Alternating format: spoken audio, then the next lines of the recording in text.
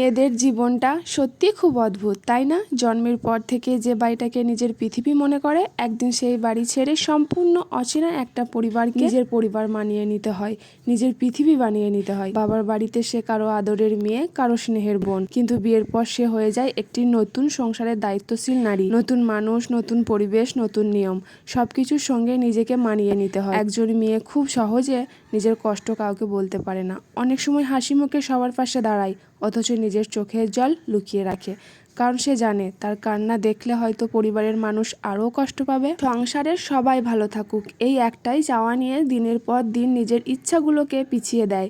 নিজের শখ, নিজের স্বপ্ন, নিজের ক্লান্তি, সব কিছুর আগে সে পরিবারের কথা ভাবে। মা হওয়ার পর তার পৃথিবী আরও বদলে যায়।